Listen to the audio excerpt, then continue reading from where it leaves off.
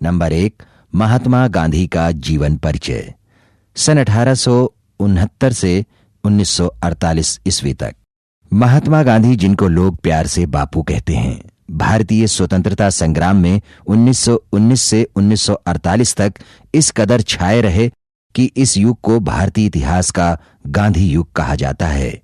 मोहनदास करमचंद गांधी का जन्म गुजरात के पोरबंदर नामक स्थान पर 2 अक्टूबर 1869 ईस्वी को हुआ था। ब्रिटेन में कानून की शिक्षा प्राप्त करने के बाद वे वकालत करने तथा एक गुजराती व्यापारी दादा अब्दुल्ला के मुकदमे की पैरवी करने के लिए 1893 में दक्षिण अफ्रीका के डरबन चले गए। न्याय की उच्च भावना से प्रेरित होकर उन्होंने गोरों द्वारा किए जा रहे उस नस्लवादी अन्याय, रंगभेद, भेदभाव और हीनता के खिलाफ संघर्ष किया, जिसका शिकार दक्षिण अफ्रीका के उपनिवेशों में भारतीयों और काले अफ्रीकियों को होना पड़ रहा था।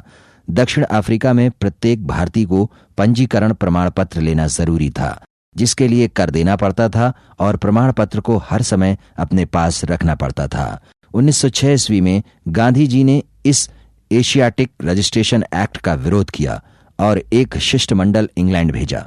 गांधी जी ने दक्षिण अफ्रीका में सन 1894 ईस्वी में नटाल इंडियन कांग्रेस की स्थापना की और दक्षिण अफ्रीका के लंबे आंदोलन के दौरान कई बार जेल की यात्रा की। इसी क्रम में गांधी जी ने अपने सहयोगी जर्मन शिल्पकार कालेन बाह की मदद से टालस्टाय फॉर्म की स्थापना की और वहीं रहने लगे। गांधी जी ने दक्षिण अफ्रीका में इंडियन ओपिनियन नामक अखबार निकाला तथा 1904 ईस्वी में फिनिक्स आश्रम की स्थापना की। दक्षिण अफ्रीका की सरकार ने सही गलत को समझा तथा गांधी के आंदोलन के कारण दक्षिण अफ्रीकी सरकार द्वारा सन 1914 ईस्वी में अधिकांश काले कानूनों को रद्द कर दिया गया। गांधी जी और उनके अहिंसक सत्याग्रह आंदोलन को मिलने वाली यह पहली महान सफलता थी। इसके बाद जनवरी 1915 में गांधी भारत लौट आए और कुछ समय तक भारतीय परिस्थितियों का अध्ययन करते रहे।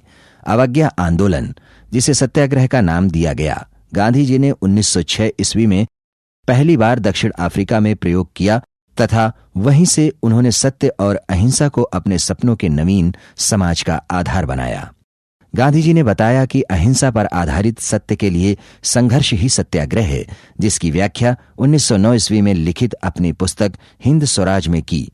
इसी पुस्तक में उन्होंने स्वराज की भी व्याख्या की है। जनवरी 1915 ईस्वी में जब गांधी जी भारत लौट आए तो जनता ने बड़ी गर्मजोशी से उनका स्वागत किया।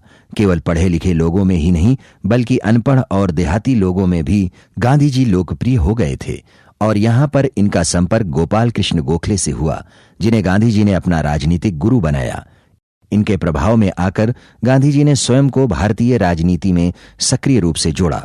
गांधी जी के भारतीय राजनीति में प्रवेश के समय ब्रिटिश सरकार प्रथम विश्व युद्ध 1914 से 1918 में फंसी थी। गांधी जी ने सरकार को पूर्ण सहयोग इसलिए दिया क्योंकि वे यह मानकर चल रहे थे कि ब्रिटिश सरकार युद्ध की समाप्ति पर भारतीयों को सहयोग के बदले में स्वराज्य देगी।